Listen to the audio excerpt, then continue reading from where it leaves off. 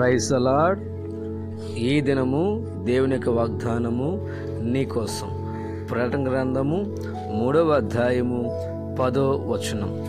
శోధన కాలములో నేనును నిన్ను కాపాడుదును. గమనించండి, దేవుని వాక్యం సెలవిస్తున్నమాట.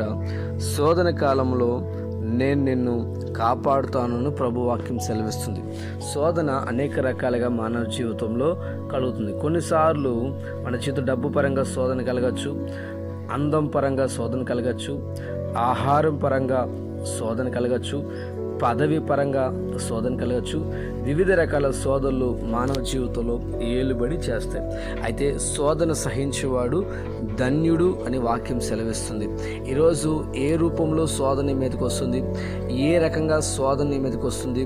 శోధన సాధారణంగా ఎవరి మీదకి వస్తుందంటే, భక్తి జీవితంలో ఎదగాలనుకున్న వారికి, ప్రార్థనలు ఎదగాలనుకున్న వారికి, పరిశుద్ధంగా ఉండాలనుకున్న వారికి, దేవుడి మీద ఆధారపడి జీవించాలనుకున్న వారి జీవితంలో శోధన అనేది వస్తుంది. అయితే శోధనను నిలబడితే దేవుడు జయ జీవితాన్ని ఇవ్వబోతున్నాడు. శోధించబడిన పిమ్మట సువర్ణంగా మానవుని దేవుడు మార్చివాడై ఉన్నాడు. బైబిల్ గ్రంథంలో యోబు మహాభక్తుడు, ఆయన జీవితంలో అనేక రకాల శోధనలు కలిగాయి. అయితే శోధనలో దేవుని విడిచిపెట్టకుండా దేవునితోనే అంటుకట్టి ఫలించాడు. కనుకనే యోబు గారు వారి జీవితంలో సువర్ణంగా మారాడు, రెండింతలుగా దీవించబడ్డాడు.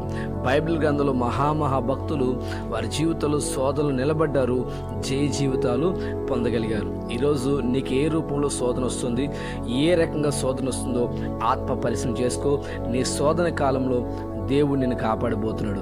నీ శోధన కాలంలో దేవుడు రక్షించి నిన్ను సువర్ణంగా మార్చి ఆయన కొరకు సాక్షిగా దేవుడు నిలబెట్టబోతున్నాడు. కనుక ప్రభువుని నమ్మండి. ఈ వాగ్దానము దేవుడి నీ జీవితంలో నెరవేర్చునుగాక. ఆమేన్.